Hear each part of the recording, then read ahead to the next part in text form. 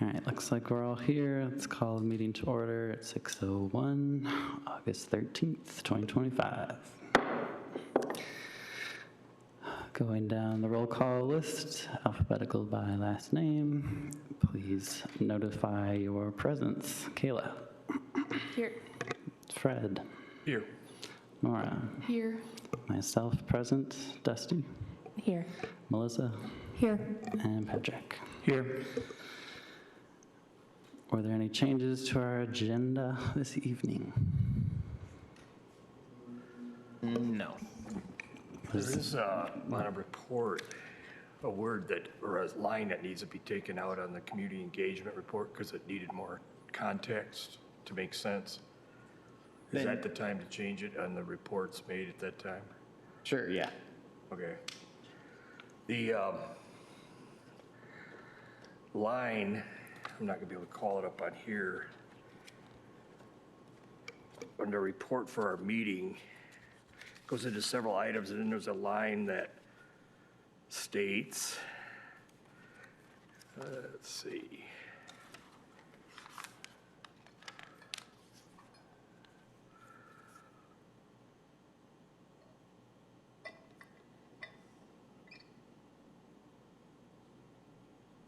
Change after landing.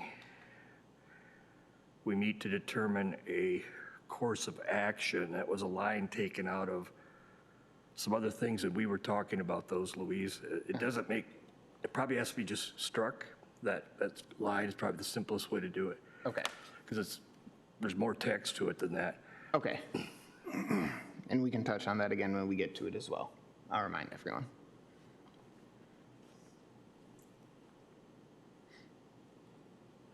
Anything else? Was there a missing attachment for the last report cover page? Last report cover page. Draft budget review? Or is that just referencing the typical financial statements? Oh my lordy lord. No, it wasn't. It didn't get it uploaded right. I can upload it right now so then we can all look at it together. If that would work for folks too. I don't know why it didn't get uploaded. It's extremely frustrating. All right. As you guys go about some of the initial stuff, I'll put it on there so at least people can have it to be able to look at it as well. And we can talk through it at the end as well, so my apologies for that. Thank you. Doesn't seem like there's any changes to the agenda, so we need a motion to approve, please.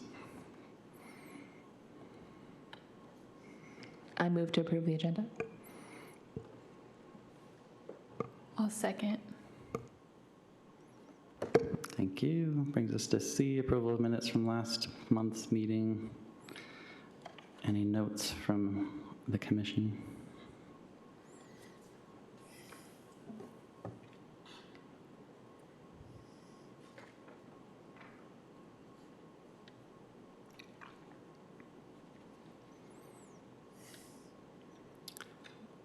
I will say at F1, the bottom of the page, the Sexton's Lodge financial support paragraph, it does say the HPC purchasing someone to be installed. I'm guessing we can say something or some system or paying someone to install something. We're not purchasing people.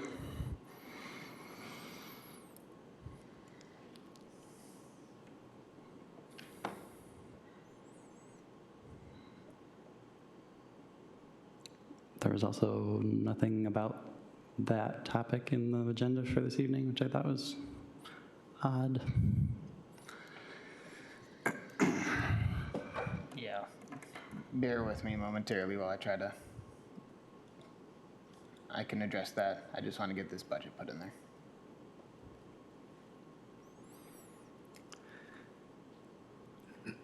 Any other comments on the minutes? All right, motion to approve as amended, please. Motion to approve as amended.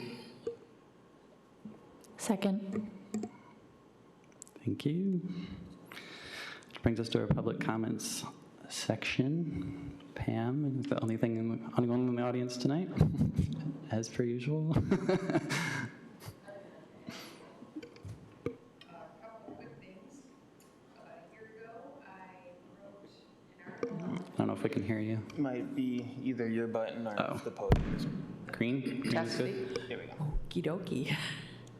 About a year ago, I wrote an article on the history of this City Hall building, and it has been accepted by Encore Magazine, and it's going to be published next month, which is the 94th birthday of the building. So it's called City Hall at 94, I believe, unless they change the title. And one other thing, just to posit with you now for when you come to the community engagement report, is the letter that we got in the packet the one that we combined during our meeting? I wasn't sure. And so I'll just leave that with you, and you can talk about it then. Thank you.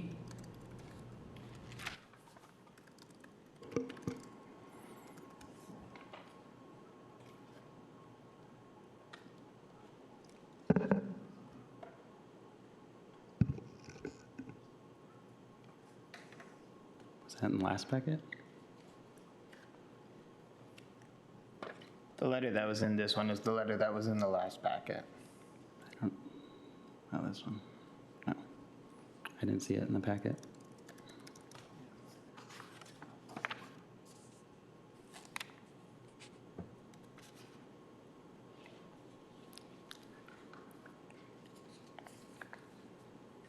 Oh, apparently I downloaded it too early. Mine's missing 2 pages.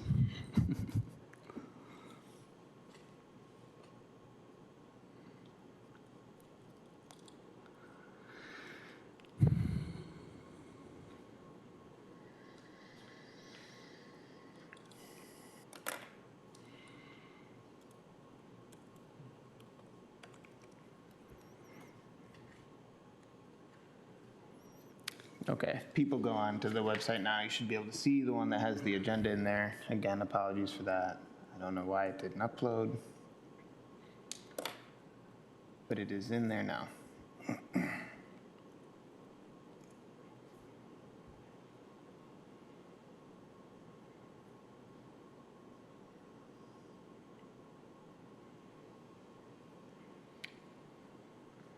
Okay. Are we at financial reports? We are, Awesome. unless there are previously submitted comments. I do not have any. Of course, I'm waiting for my computer to load things. There is not any substantive changes from the last time that we met. Speaking with some of the folks on the finance team at the city, kind of brought up some of the things that you guys had brought up before regarding payments for conferences, lodging, et cetera. I think that these were just snafus that were happening in essentially in translation of me asking for things to get paid and them getting paid for. So, moving forward, some of those things are going to be coming out of the planning budget instead of out of our budget, which I think is a nice burden to have taken off our shoulders. I think that they're going to amend the budget to up the price for some of the membership things that we talked about in the past as well. Struggle a little bit because when we look at the price to get everyone covered, I want to make sure that we're not having any superfluous spending, right? So while I want to make sure that both commissions are completely covered for all these memberships, I find it very rare that both commissions fully use the memberships that they've been given, right? So the full price to pay for NTHP, I think that's the acronym, right? Okay, NTHP and for the MHPN is $500, $195 for NTHP, and then $150 for the MHPN, but the $150 only covers 10 people. We have 2 commissions, obviously, so 10 people is not going to cut it.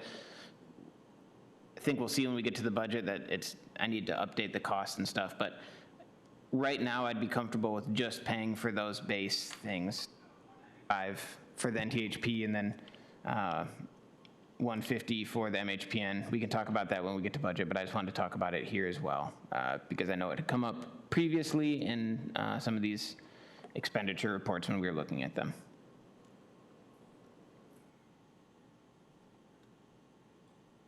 Not too much else to report on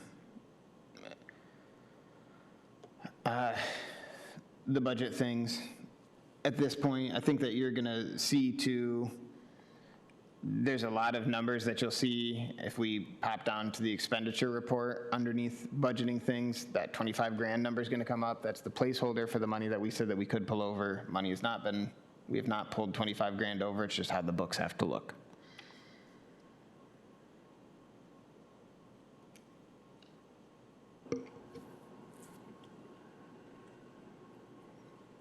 Any other questions or comments on the financial reports?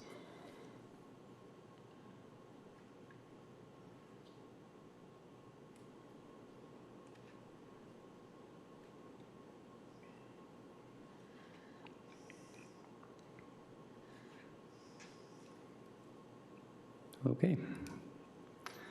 Moving on for now then.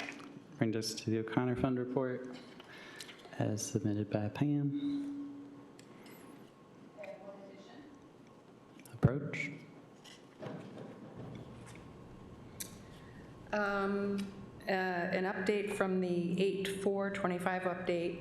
Luis and I talked about the responses that we got from the Community Foundation and sent another round of questions, and we kind of summarized everything that we had addressed already.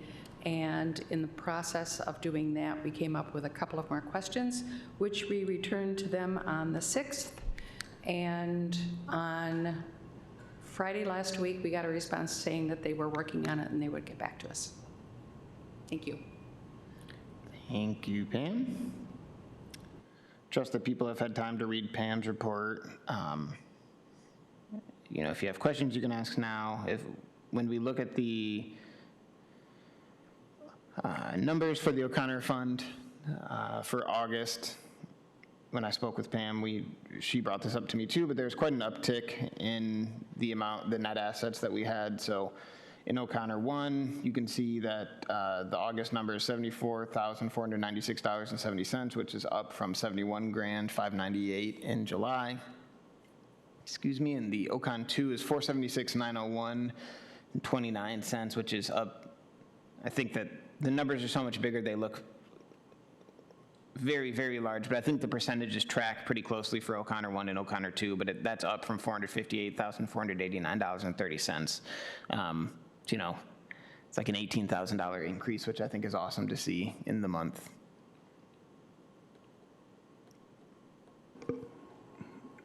And I signed the grant paperwork. Is there any update on that front? No, so I mean, they can go ahead and get started on the work. I spoke with them. Matt Klaus called me as well, asking questions about if anything needed to go to the or if it needed any historic review. I told them no. I think that they're still navigating things with SHPO to try to make sure that they are going to get their tax credit.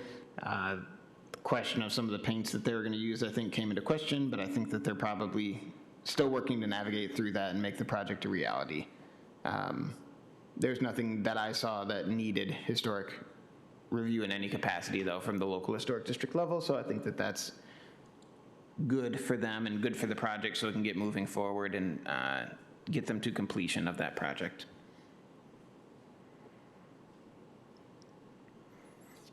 And that's mainly because it's just repair work, not changes? Repair work and just maintenance, yeah, is largely what it is.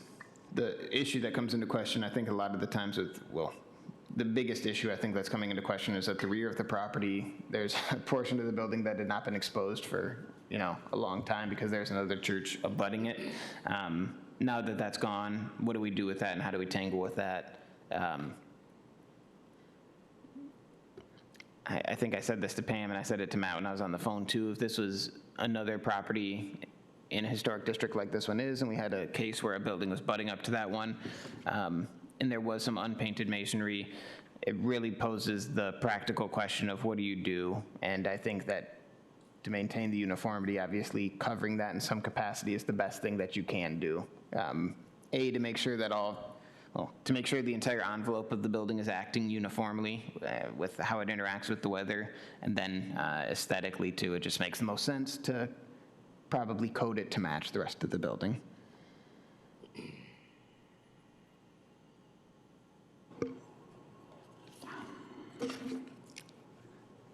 Yeah, that brings us to number 3, the encouraging community-wide engagement report. Any subcommittee members want to speak on that? I can just say that what Fred was saying was underneath 3, after landing, we meet to determine the next course of action. You know, We were making a fishing analogy. there was an analogy that I removed, but I think that just saying, you know, once we start to talk to folks and we start to realize, like, landing is also a useful word here anyways, but once we make contact with folks and they let us know that they would like our help in some capacity, what do we do next and how do we start to move forward was the intent of the point underneath number 3, just for clarification's sake, and then I can pass it off to the folks who are in that subcommittee if they want to speak about this.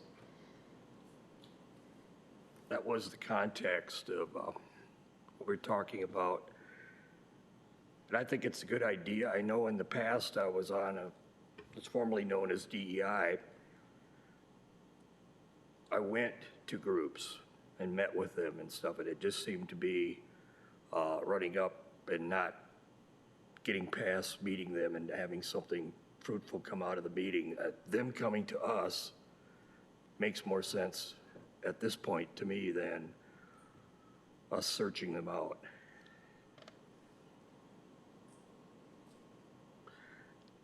The meeting went through 2 letters of introducing what we are about in community engagement, and a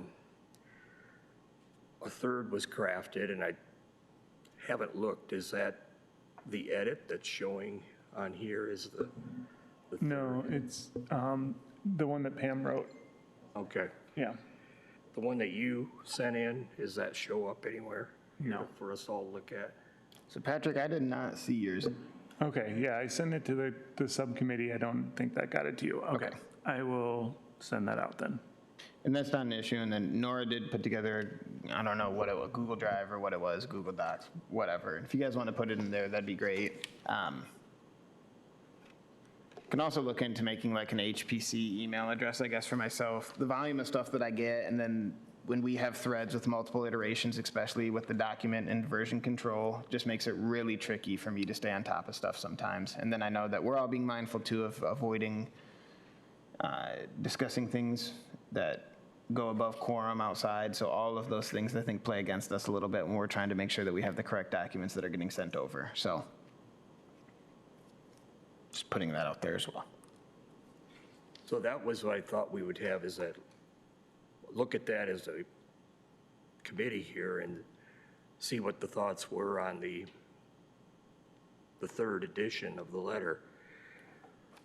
I guess we could send it to everybody. Would that be an appropriate way to have all the eyes look at it and to see what your thoughts are about the letter going out? Okay, I could do that now if that's, yeah, it ends. If you like BCC'd it, we just cannot be talking. I mean, we're all here now, so we could talk about it if folks wanted to read it and then talk about it now. yep.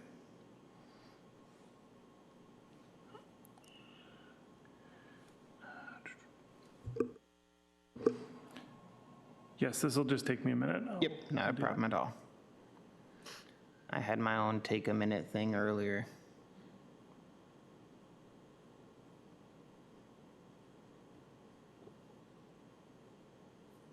Are you merging it onto the report here? Is that what you're doing, Patrick? No, I'll just email it.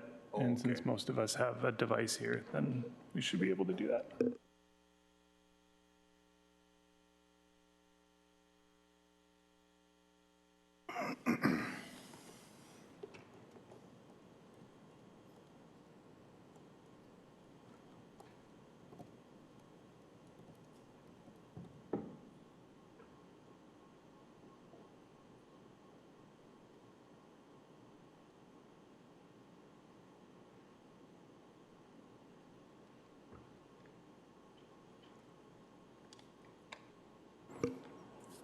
So have you done any of those tours yet? I have not done any yet of City Hall tours, no, but the idea was warmly received, it sounds like, which, who would turn down a tour of a building, right? But I haven't been invited to do any yet, so.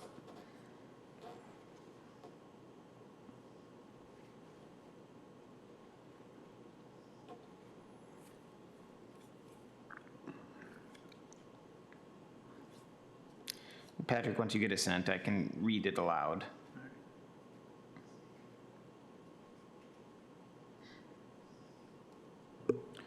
Okay, just sent it to Louise and BCC'd everyone else.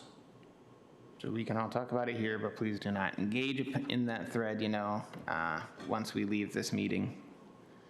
It's BCC'd, so it should be okay.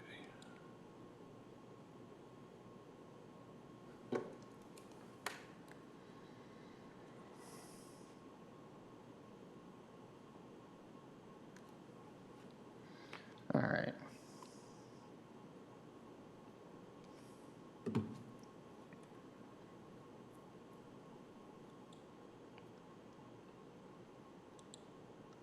This is the letter put forward by the subcommittee for the consideration of the full commission, which I will read now. Hello, we are the Kalamazoo Historic Preservation Commission. As a volunteer commission appointed by the City Commission, we meet once a month to discuss and support historic preservation issues in the city. Our mission is to preserve Kalamazoo's historic resources through advocacy of effective preservation practices, public education, and research compilation, publication, and maintenance of historic resource inventories. And I probably fumbled one of the commas in there, my apologies. We believe that all of these goals are made possible through essential community engagement and involvement. Within the city, we see historic preservation's benefits and would love to hear from your organization about how we can help you do historic preservation. Quotes around do. Kalamazoo Historic Preservation Commission published 3 books, and then there's a list of bullet points. The KHPC published 3 books on Kalamazoo's architectural history, which all can be seen on the Kalamazoo Public Library's website, URL for the website to pages from the past. With our local public media network and the Kalamazoo Public Library, architectural style and home repair videos for homeowners were created. Old House Owners Workshops, Oh How videos can be viewed on KPL's website, and then the URL is provided for that. The Kalamazoo Historic Preservation Commission offers grant opportunities to qualifying 501c3 nonprofits through its O'Connor Fund/competitive grant program for exterior building rehabilitation and preservation planning. Qualifying nonprofits are invited to a pre-application grant writing workshop to prepare their applications before each annual grant cycle. Occasional gifts for projects not covered in the grant program are also covered through the O'Connor Fund. In the past 5 years, the KHPC and the O'Connor Fund has awarded gifts and grants valued at over $55,000 for Kalamazoo's historic buildings and places, including emergency building repairs, masonry and roof work, and the upcoming historical markers in Bronson Park near the mound. Kalamazoo Historic Preservation Commission honors excellent preservation efforts in the city with annual public awards, KHPC meets at City Hall on the second Wednesday of each month at 6 p.m. If you have an idea about how the KHPC can help your preservation work, please reach out by attending a meeting or emailing our Kalamazoo Historic Preservation Coordinator, Luis Pena, at penaL@kalamazooCity.org. We look forward to growing our work in the city through connecting with you. Thank you. Thanks, Patrick, for getting that out so fast. Yep. The only word that I would scratch out of there is I don't think that we're allowed to use the word advocacy in any capacity. Right. And that's just from the legal team. I think that we can keep the spirit of that just through the use of a different word, right? By saying like through the use of effective preservation practices, or through exercising effective preservation practices, or there's some synonym that I'm sure that we can use in the place of advocacy, but just so we avoid the word advocacy. But otherwise, I think that this is a good letter. Do other folks have thoughts? There seemed to be some, Pam's got a question in there. Yes. There was a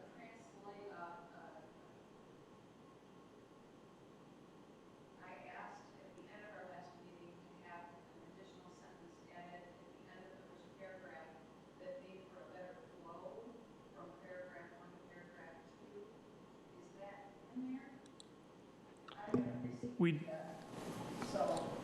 Yeah, part of the issue is if we do anything more, we're gonna be over a page. And really like this to have be one page. I guess if we cut down font size, maybe that would be something that could help.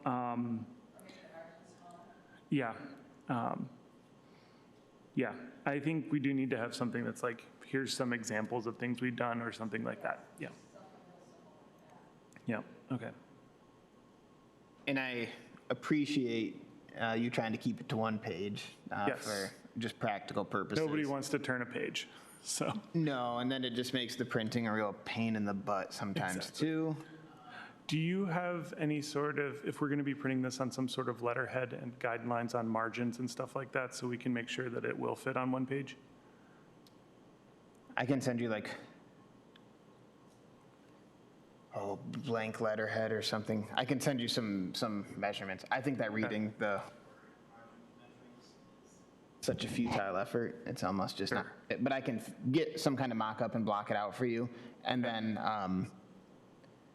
I think that we can blow these margins way out almost to the edge, right? Because Yeah, it can be to the edge of the margin. I just didn't want to run into like a yep. header or footer or something like yeah, that. I appreciate that. So we only do have headers that I use. Mine is pretty standard. Like if you look at any press release, it's going to look almost exactly the same to my letterhead.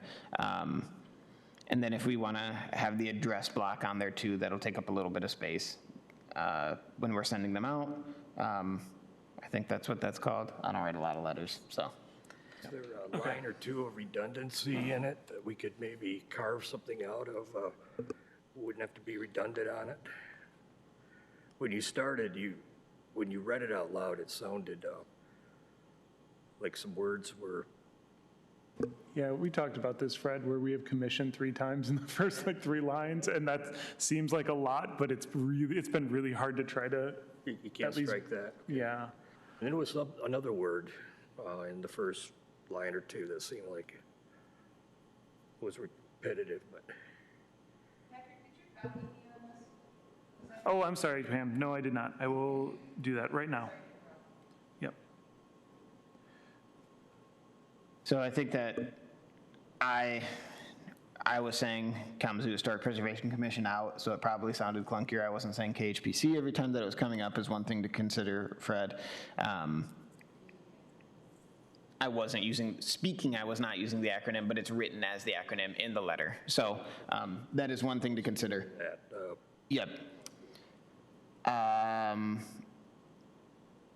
Like Patrick was just saying, I think some of the other ones are kind of unavoidable, right? This is a volunteer commission, and we are appointed by the city commission, and this is the Historic Preservation Commission. So, I mean, yes, it's used a lot.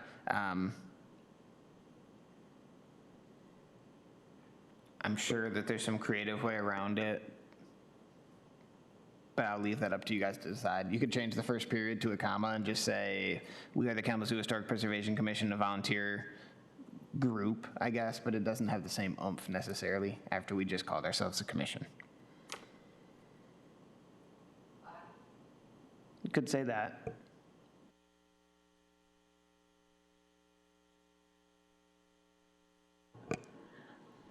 I think that last sentence in the first paragraph could be tightened up a little bit with, within the city, we see historic preservation's benefits and would love to hear from your organization about how we can help your efforts.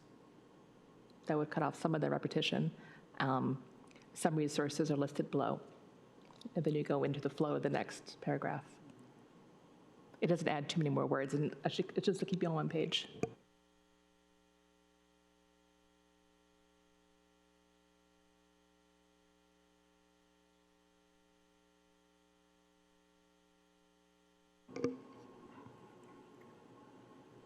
So what's the goal for sending these out? Like when? I'm sorry, Kyle, what'd you say? When are we looking to send these out? I'm sorry, I still didn't hear you. I guess the volume's going up that way.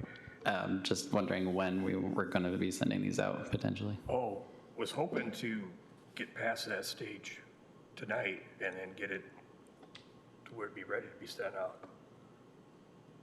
Yeah, and I'll leave that up to you guys to be the ones that are calling the shots on when we want to hit these timetables, right? Whenever you guys want to, I can get them put out, the following week.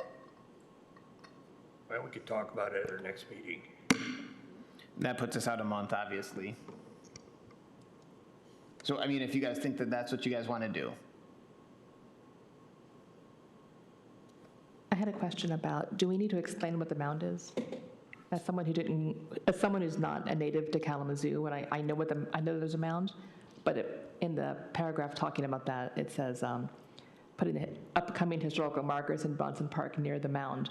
I wouldn't know what that is. Do we need to say something about a little more description? I think it's just called the Bronson Park Mound, so we can't really repeat that necessarily, but I personally wouldn't know what that is.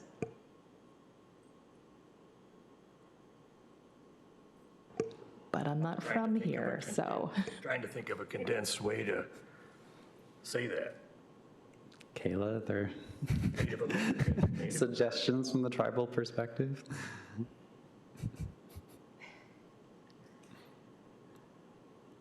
I mean, not really with the space issue. I feel like I'd have to see it like within the Word doc since I'm just on my phone. ceremonial mound. I think we should not try to, I don't think we should try to make a lot of changes here at the meeting tonight. Okay. It would be great, if I may suggest, it would be great if, once we get done tweaking and trying to tighten it up a little bit, we get Kayla's input at that time and we all have a chance to think about it. Sure. Yeah. I think substantively, the letter looks good. If we have small Oh, other yeah. tweaks, the subcommittee can go back and make those. They can send them to me. I will defer to you guys, and I trust you guys' judgment on what you're writing. If there are more tweaks that you want to make, write them up and then send them to me. And then if you guys have a target date for when you want us to get them sent out by, let me know too. And, I'll get that taken care of at the office.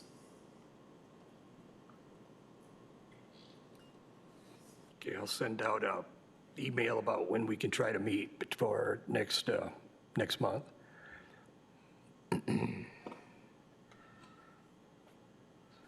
And also the list would be something we could work on at the next meeting too. We had an initial list Nora worked up for us, and then Pam had indicated there was a list that Luis and Pam put together quite extensive for the grant writing process. Like 300 groups were in that list. So those are all nonprofits, though, in the city of Kalamazoo. So that's the distinction that we would need to make. I think when we look at the way that the data is structured online, too, things like nonprofit status have very real ramifications in an assessing system. So it's something easy to pluck out and be able to say, okay, this is a nonprofit. We obviously don't. There's nothing that would code them in our system to say whether or not they were focused on minority issues, though. So that's where you'd have to have the human hand to be able to come in and parse through the list like Nora did. And do you recall off the top of your head? I know we've discussed it about how many people are on that list. Rough. Okay. Okay.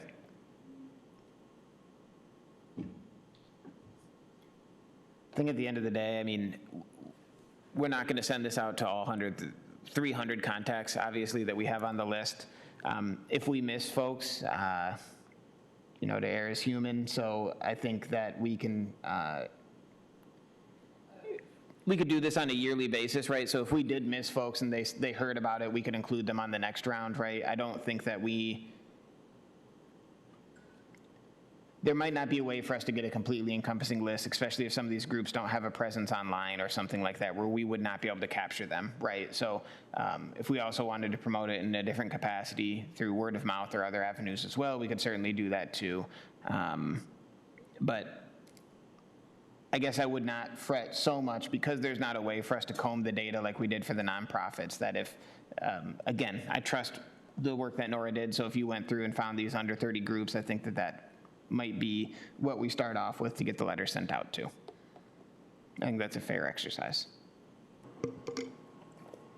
What's important is that we're trying to reach out. Yes. Anything more on this report? Pam? Will you come to the microphone? I'm sorry, Pam. Sorry, I didn't ask you before.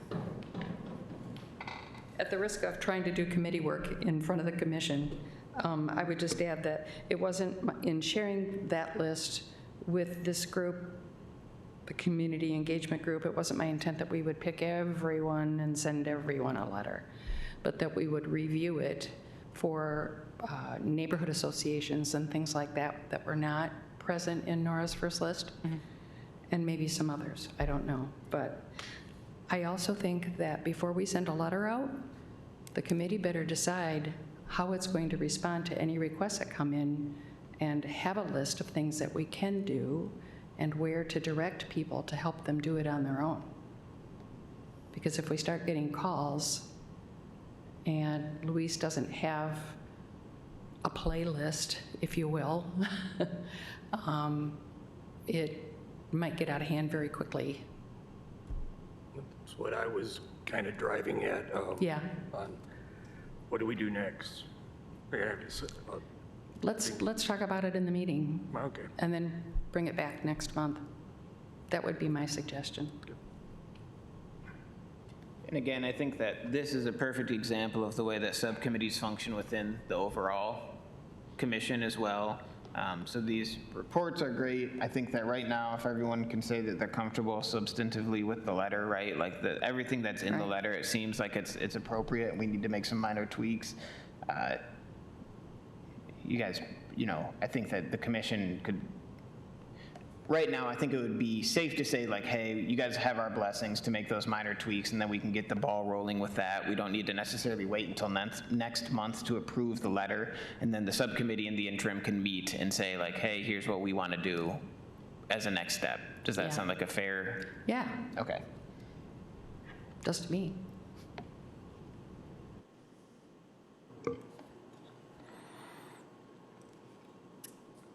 All right.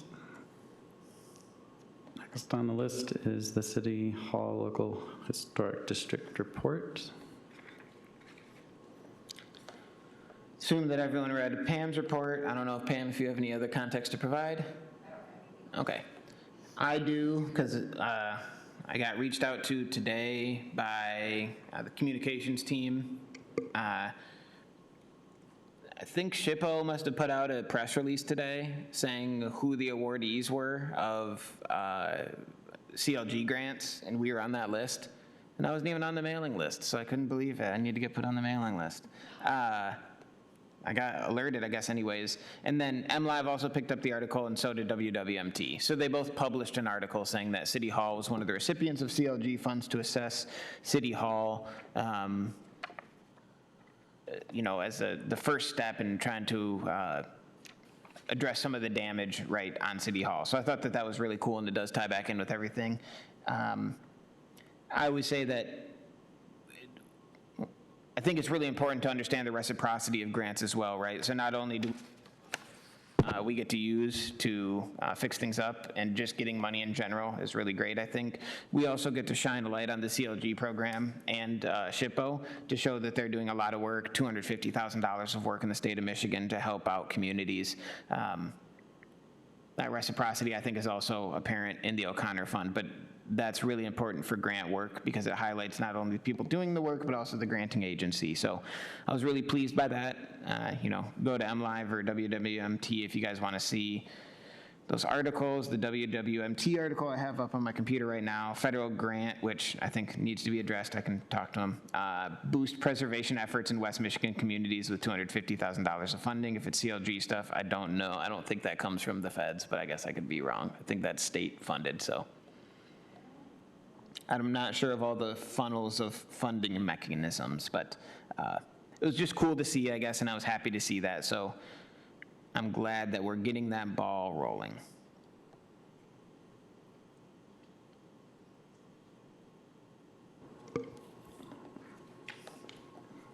And is there any word back yet from Rebecca Kick since our meeting? I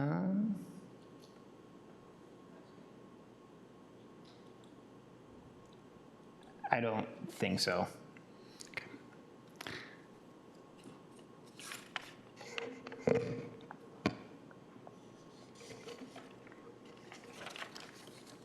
Right.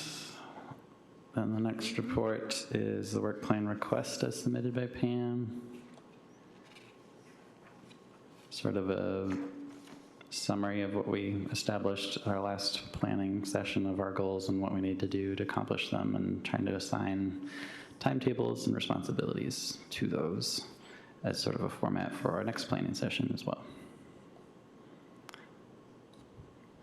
So the second document is probably a lot more useful to read first because it outlines the table that Pam submitted. Apologies for the flip-flop in the order on those. I'm just going to jump to the end of that document, notes work plan framework. There's a paragraph that's bolded, recommended action. The KHPC members agree to review this document in sample spreadsheets prior to the September meeting for further conversations and possible adoption for later implementation at its next work plan meeting. Pam, if you have any comments that you want to say, feel free to, to say those as well. And then happy to hear from the commission about what they think.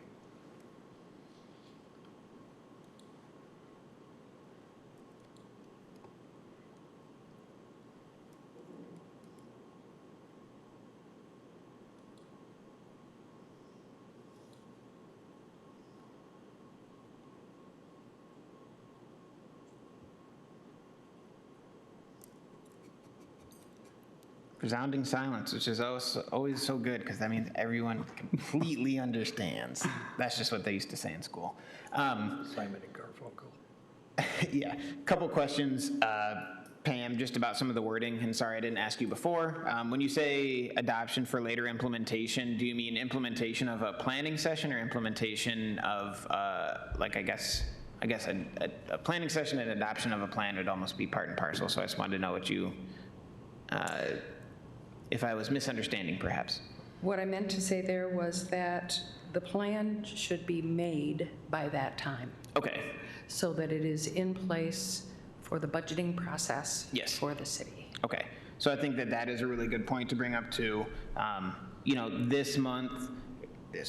This year, I got the draft budget to you guys a month later than last year. I think that's just timing with things and how they went, but Pam is very right that we should be looking at the budget along with our work plan, so we can obviously make them in tandem. They go hand in hand, the work that we're doing and the budget that we have available to us. So making this a reoccurrence, I'm guessing, is what you're saying, that happens before June/July of each year.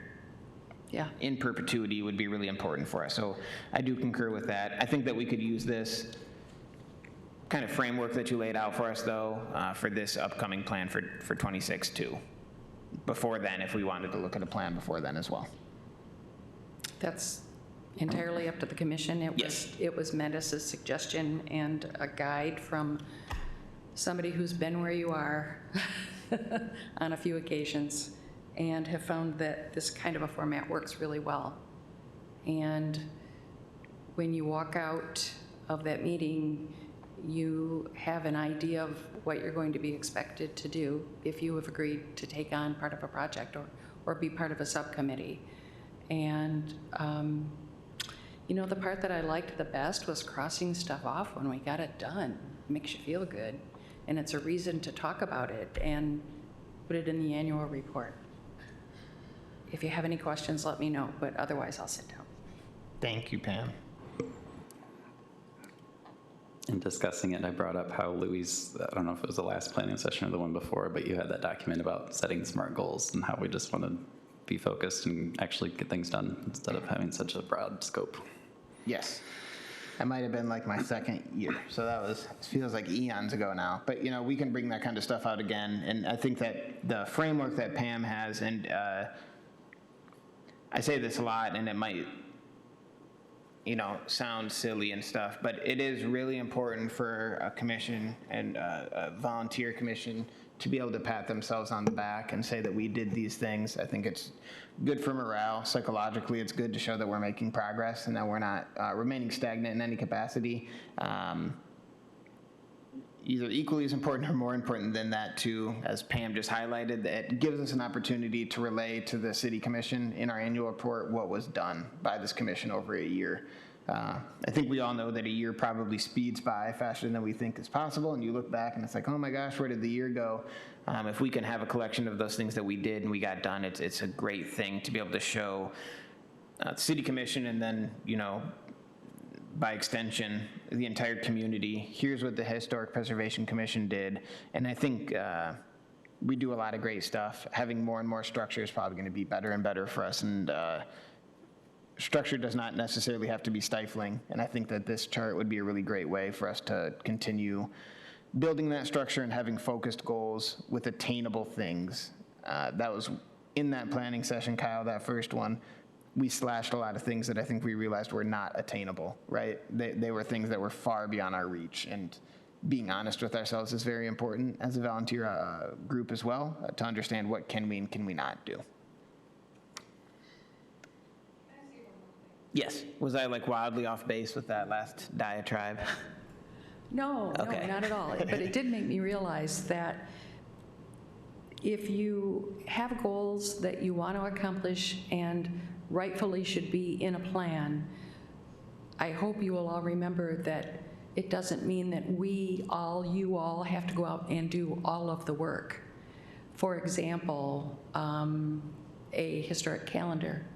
We have historians in Kalamazoo that we could pay to do that, to help create an income stream for the future. Someone who could do the research, maybe even do some of the writing. And we would direct the project rather than actually do the project. That's part of what the O'Connor Fund is there for. So, thank you. And then financial smarts obviously come into that too. We would be able to pay someone probably wouldn't be giving anyone points on a calendar, but we'd be able to pay them one time and then we'd be making the royalties back off of that essentially once we started to sell it, right? It's not shortchanging anyone in my opinion either, but points like that Pam made, I think, might feel like thinking out of the box right now, but hopefully they become second nature at some point too, because those are really great ways for us to hopefully get that revenue stream coming back in. We're the only ones concerned, I think, with that. It's a great way to share the history with the community too, which I think is the most important thing. People usually go nuts for stuff like that. I don't see us writing another Lost and Found anytime soon, but I think that Pam shrugged her shoulders. I'll talk to you after the meeting, We'll see if you're ready to write another book. But I do want to say that all three of the books that have been published by this commission before were not written by the commission. They were all written by professionals doing the job on behalf of the commission. So. And people eat that stuff up. So I think, not only do they eat it up, but it's a great way for them to be able to connect with the city. And I say eat it up, not in a derogatory sense at all, because I loved them. Before I got this gig, those are things that I would pore over kind of obsessively. So, yeah, it's kind of a win-win if we can do that kind of stuff and if we can think about ways to do it where we're not taxing ourselves mentally, physically, to the point where we have commissioners quitting or anything. There are other ways to have other people kind of do the work for us, and they will be duly compensated as well.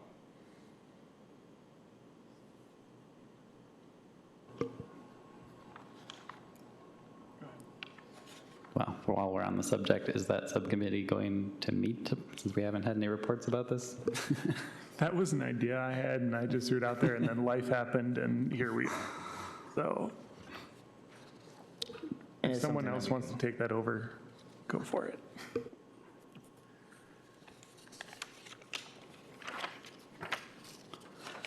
But it does kind of sound like we need to be scheduling our next work plan meeting for 2026. Yeah, so when is city budget stuff due? We're trying to coordinate in that timeline. Formally and finally, like I have a draft to show you guys today that we'll look over, but formally and finally, the budgets are due October 27.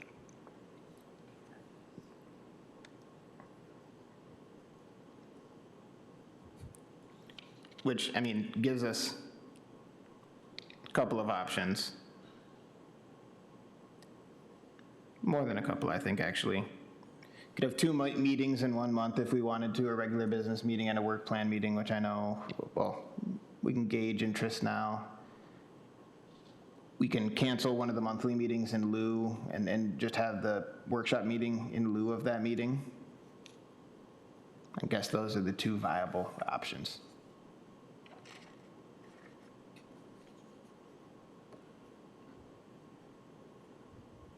What was the first one again?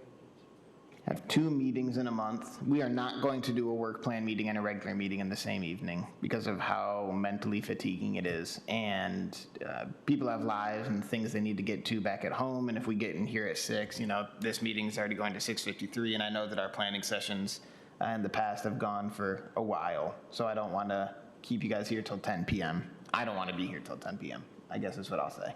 I'll be honest. Do you want to vote on that now, or? Vote on not being here until 10 p.m. Seconded. I think, again, I've found that it doesn't necessarily work when I put you guys on the spot to try to figure out something like this, but I think we can at least float the question of what do you guys, you know, perfect world, what would you prefer? 2 meetings in 1 month, 1 regular business meeting, 1 for a workshop meeting, or would you rather just have the workshop meeting in lieu of a regular business meeting?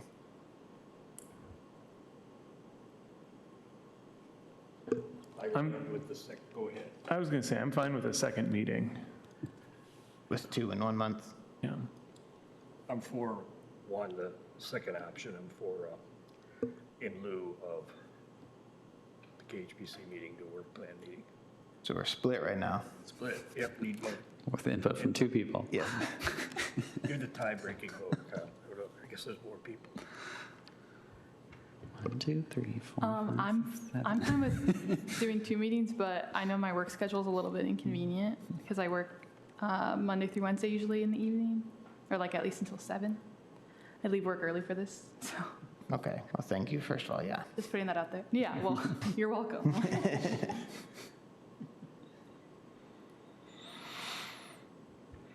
I think we've done it both ways before, so We whatever, certainly have. whatever works is fine by me. What was that? Anybody else? I'm fine with 2 meetings, but I could be in Kyle's camp. And say I could go either direction, but 2 is my harder preference, I guess. Okay. I'm not going to push people, obviously, to tell me right now, I guess.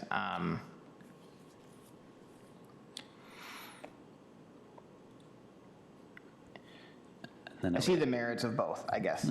I don't want to have to call people out and people have other schedules. I also don't think, I mean, this is the one meeting that I would like to have perfect attendance for, is what I'll say as well, right? So that says volumes. I think to me, if we can have everyone at this meeting, I'll leave that out there. Looking at the calendar right now, you know, our September meeting would be held on the 10th. Yes, the 10th of September. The October meeting would be the 15th. Probably want to try to get it done ahead of October, I'm guessing. Yeah, I know I have to be traveling for work during this meeting next month, so we probably, if we want perfect attendance for that, I won't be here.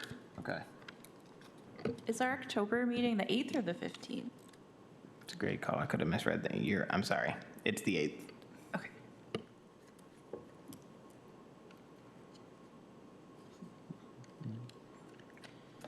And then also, are we planning for planning where we're hiring a facilitator of some sort?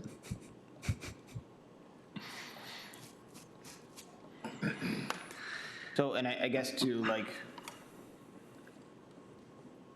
we are visiting this right now and it's July, and we know that we need to do it in before October, right? I guess if we don't necessarily get a facilitator, I'm sorry, yeah. If we don't get a facilitator this year,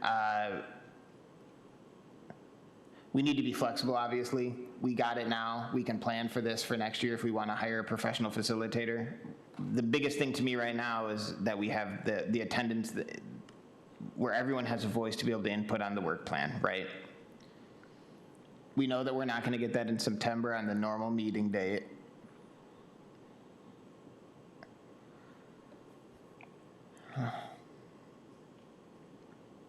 It's also on your shoulders. If you don't want to have 2 meetings, don't have 2 meetings.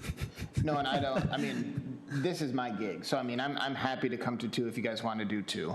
I'm just trying to think about, like, next month on the normal date, it's not going to happen regardless. I know that to be a firm fact, right?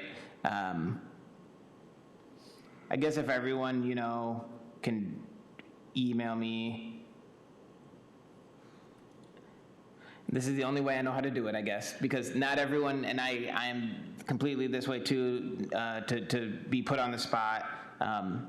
October is cutting it pretty close, but it doesn't, at the end of the day, we just need to have the budget in by the 27th. So if we get it in by the 27th, we get it in by the 27th. If we wanted to hold it on the regular meeting, does anyone think that they'd be absent from the October 8th meeting? Would that be the work plan meeting or the, That's what I'm trying to ascertain right now, is that if no one would be absent from it, we could just do it in lieu of that meeting in October. I'm back on the 6th. I'm back. Okay. I might be absent. I have to verify. I might be in a rehearsal, so I Okay. have to verify if I can not be in that, but I suspect I can't. I'm not sure, so let me get back to you on that schedule. So we're not going to make any decisions tonight, I guess. By the end of this week, I want everyone to email me their preference about what they would like to have, 2 meetings or 1 meeting for the month. And then I guess if everyone can send me their availabilities for Wednesdays throughout the months of September and October.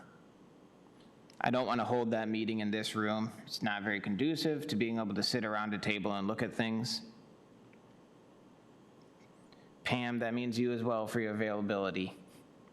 If you can just send me a note by the end of the week too, so we can all be on the same page. Could you ask for one other option, which would be if everyone thinks that a replacement meeting might be appropriate, what if it shifted a day in one Yes. direction or the other? And I'm completely open to that too. If Like people, a Tuesday or a Thursday instead of a Wednesday if you can't, I'll be here. and I could put out like a poll or something too. Usually I just fall back on Wednesdays because I know that I know you all as Wednesday people, so I just figured that's the best for you guys. But I only have conflicts on Tuesdays generally where I wouldn't be able to go to them because of the Tuesday of the month. But by the end of this week, please do send me preference of meeting schedule, availability for Wednesdays, and we can go from there and explore adjacent days, I think, too. How does that sound for everyone? Great. When do I want it? When do you want the response? By Friday of this week, yes. 2 days.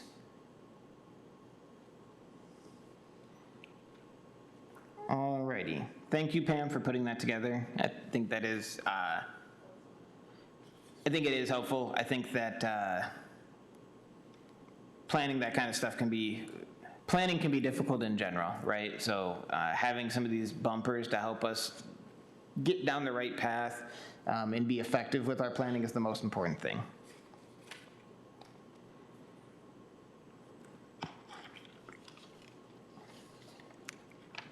Transitions us into the draft budget review pretty nicely. Yep, the most fun part of the meeting. Pam, do you have a way to view this on your phone or something? Okay. No, I just wanted to make sure that everyone's on the same page and. Yeah, please go for it. So, this is largely the same as last year. The way that this printed off is really annoying, so I'm terribly sorry for that because the Excel spreadsheet cut over 2 pages. If we look at our budget for last year, I want us to caution ourselves when we look at the budget from last year because we had a lot of issues with the budget from last year where we had our expenditures were exceeding our revenues, so the numbers are not going to be as tight as we want them to be. I have not made any substantial differences to this budget from the one last year. The biggest change that I had, which is now going to be changed up again, can you scroll down a little bit? Or you might need to actually, you just might have to go back on the website and look at it on the website, not in the downloaded PDF, or reload the page. I will say in the interim that I got the news, and you might have to refresh it one more time too. I got the news about some of these membership things getting covered after I made it, and I didn't have time to include it in here, so I think that that's going to be an alteration. We're still seeing the number of like 26 grand being shown, 26 grand, including the placeholder of $25,000 that we could pull over from the O'Connor Fund. And it's making the budget look much larger than it is. Happy to entertain questions.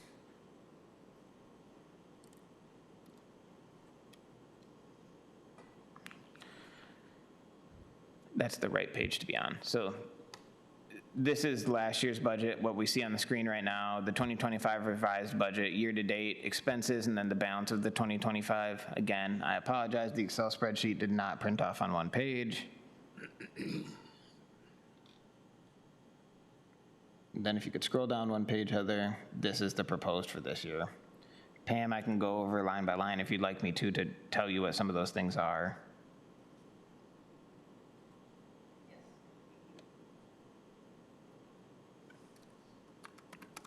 Do other folks have questions? So sponsorships means gifts, or?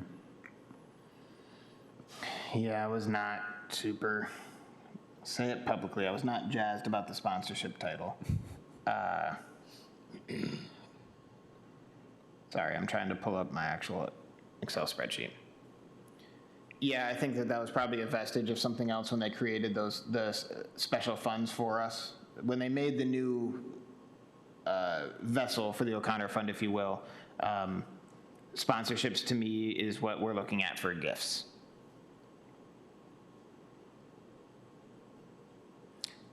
Pam, do you have one line that you have a question about in particular and I can elucidate, or do you want me to do every line?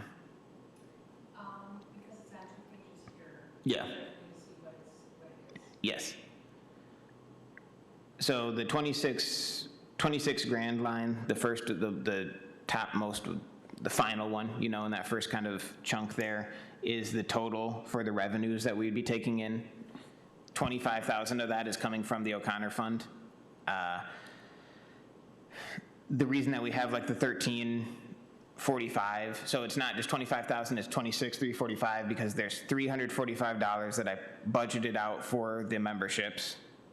So we had to have the wiggle room for that. And then there's 1,000 that get included in there too for operating fees and professional and contractual services. So and trust me, everyone try to bear with me here, I'm not an accountant, but you have to make these numbers balance out to equal 0. So if we're gonna have that much expenses, we have to balance it out in our revenues, which is why I put up the revenues that we were expecting to 26,345.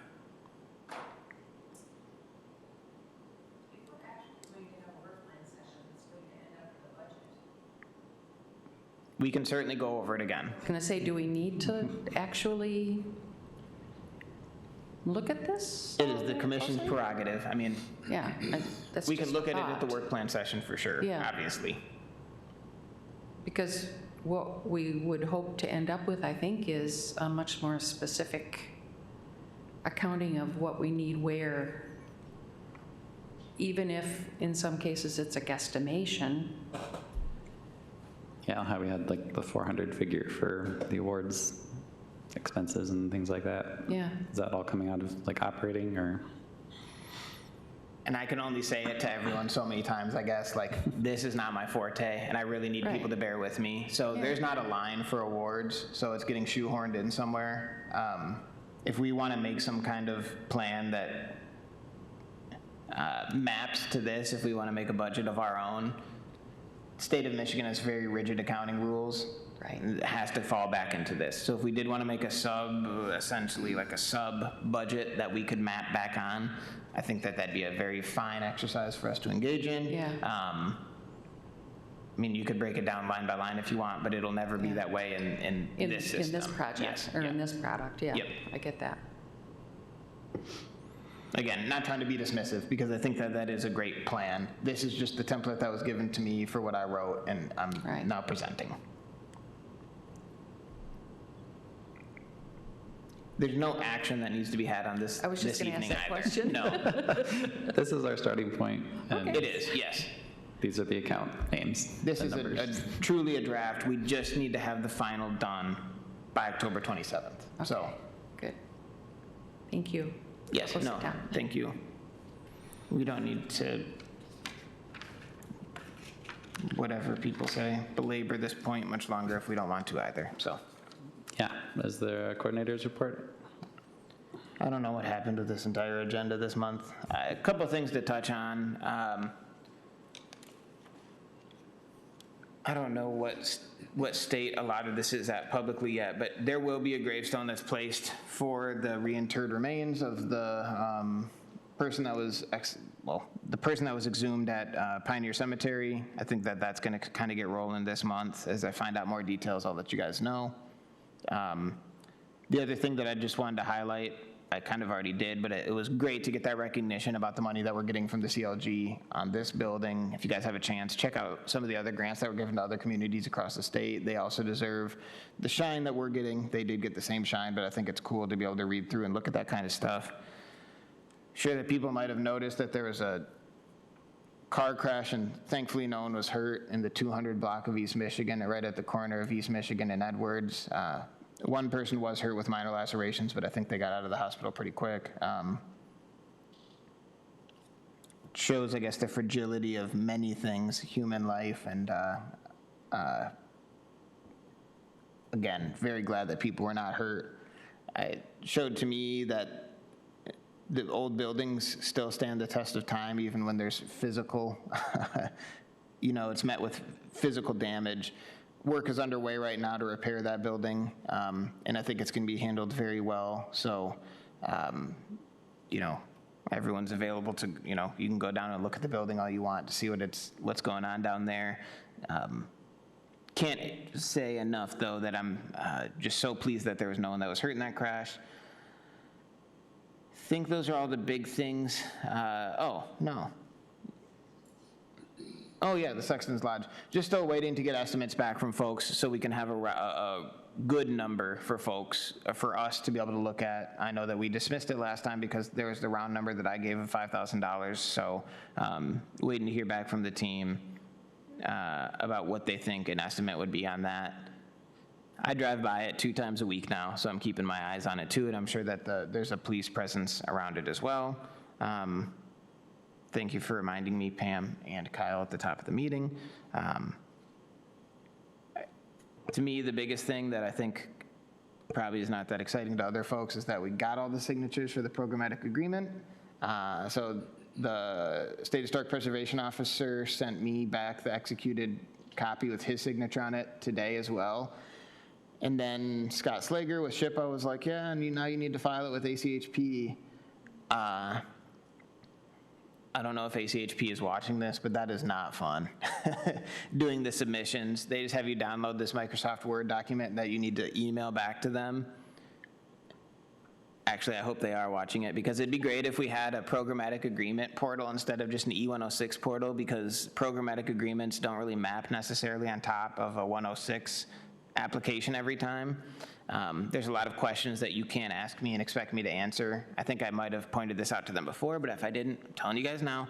So I'm awaiting their response, because I sent it off to them, and then hopefully the programmatic agreement renewal and rewrite kind of saga, there could be other words that are used, but I'll refrain, is done for a while. The duration of this iteration of the programmatic agreement will be 10 years, so we don't have to even revisit this for 10 years. Previously, it was 5 years.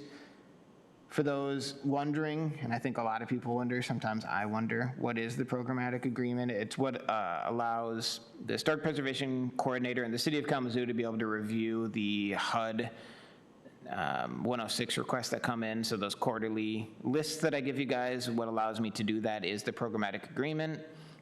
So I cannot express enough how much I think it helps the community to have that work done at the local level instead of having it get sent up to the state, because I think everyone has capacity issues, right? But me being able to handle it in-house, I think really facilitates a much smoother process, not trying to honk my own horn or whatever, but I think that not having just the time of communication between us and another department and another agency, right, cuts down on that, and it lets people get the work done on their houses that they need. So we've finished that all up, and I want to, thank everyone that helped out with that along the way, all the way throughout it. Kayla was very helpful in getting a lot of that stuff done.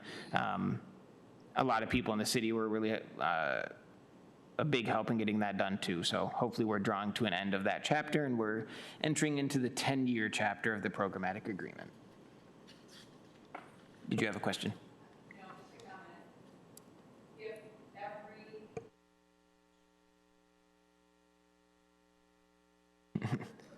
It would certainly take a long time. And when you look at that, when you look at the work that's being done in those 106 reviews, this is where it's important to look at, I guess, the preservation stuff from a practical standpoint. A lot of this stuff is what we did with the O'Connor Fund's gifts that we were given to CHW. It might not feel like preservation work, but it's making sure that folks can stay inside their homes, right? If you're too elderly to be able to and it is. It might not be the traditional preservation work that everyone envisions, but if you're too elderly to do something that we might think is minor, something like the amount of work that I see done on those, the breadth of them is so extraordinary. But it can come down to things like, I don't have a handrail, so I can't go into my basement anymore, and that can be debilitating for someone. So I think that stuff like that is important, even if it seems minute. So really glad that we have that programmatic agreement. Really so thankful for all the people that helped me with that. And I hope that we can continue the good work that we are doing through that programmatic agreement. And that is all that I have from my end. For the Sexton Lodge, is there any chance we can talk about mural painters when we get to that point? We talked about it briefly last month. I know there's some mural groups and even school groups that do things like that. I think that'd be a really cool way to get the community involved in that cemetery and to make that not just blank plywood. So is that something we can have bookmarked to think about later? So I'm going to put the onus on you as a commissioner, Okay. to just continue a monthly report. Okay. Even if you don't have anything else, put it in the report just to let us know that you're thinking about it, and then it gets it on our radar. So I will not mince words. I will absolutely forget about that if I'm not reminded. Okay. I think it's certainly something that we can entertain. I don't know what the future holds for that project right now, right? But yes, I think that that's something that we can certainly entertain. Is it appropriate to do some footwork on that? I think that right now it's probably premature. Okay. Coming into the season where I don't know what's going to happen really. Getting into the winter season, first of all, and I don't know what's going to happen immediately on it. So I wouldn't want you to start footwork and then let a group down if something changed in the interim. Okay. Thank you. But keeping it bookmarked is surely a great thing to do. And then, writing reports makes it part of the official record. And then we have the paper trail as well. Okay, thank you. It needs to be secured before winter. I concur. But yeah, line item in the cemetery subcommittee. Yeah, I should have had a report for this month. I apologize. I was Completely fine. I was in the Middle Ages. So, I was at a reenactment event, so Gotcha. No, not a problem. Just so I don't forget stuff, it helps keep me accountable, and then it keeps the public apprised of what we're doing as well. Thank you, Luis. Sort of transitioning into it already, but this is the commissioner comments portion. If anyone needs to say anything else. I can put this in a report for next month, but I did want to say I went to the I can't think of the word now, the seminars that they had up in Allegan Cemetery, Oak Brook Cemetery. It was great.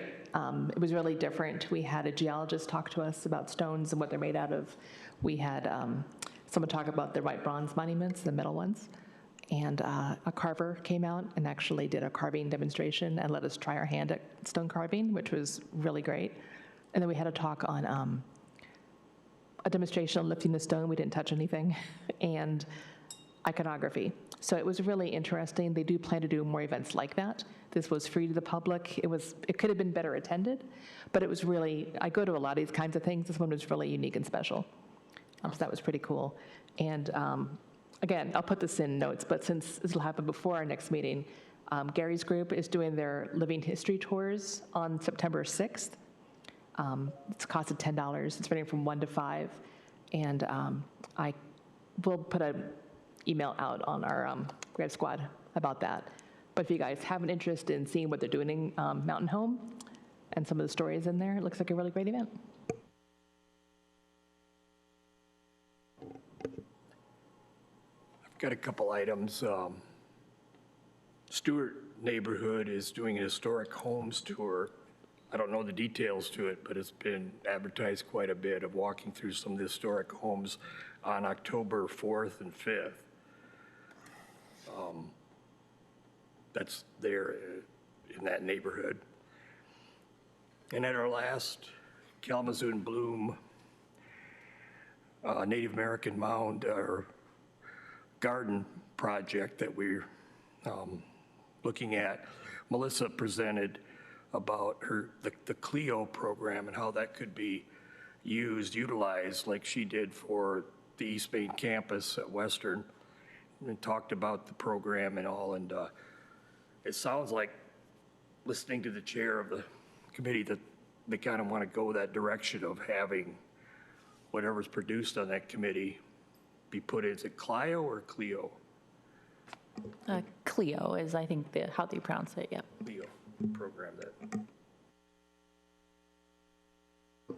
The free app that you can be guided through the existing and the pre-existing conditions.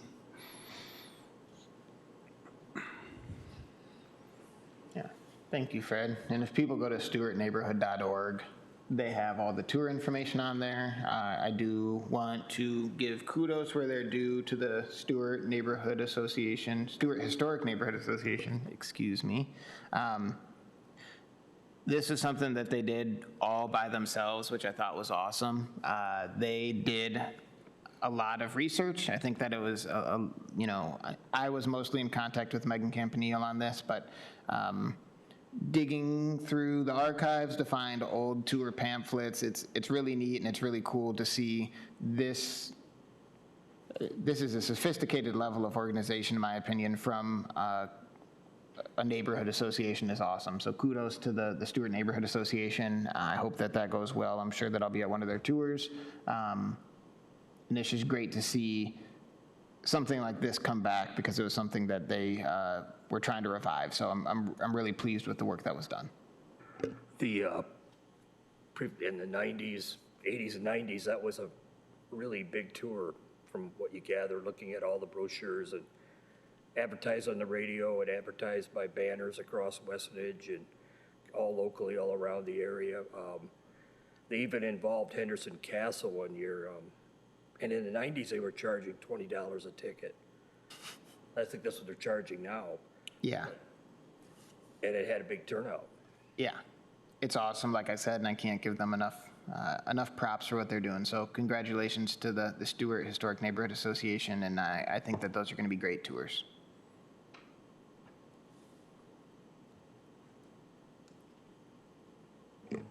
I was going to say I have an update on the status of Vandercook Hall. I was over there last week and a little bit today. I would say about 1/3 of the building remains. If you are looking at it standing on Oakland, it is the leftmost entrance area is still there currently. I don't know for how long. One thing that I thought was interesting is that they removed the plaque that was above the door of the remaining entrance where it said Vandercook Hall for Men on it. I don't know what they did with that, but it is very obviously missing from what is else left intact as of now. So just thought that was an interesting thing to note that was removed. Thank you, Melissa.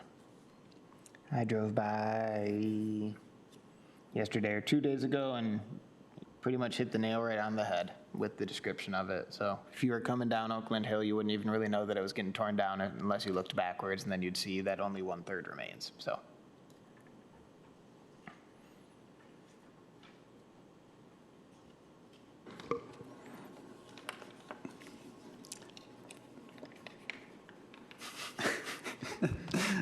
We used to have other tours too.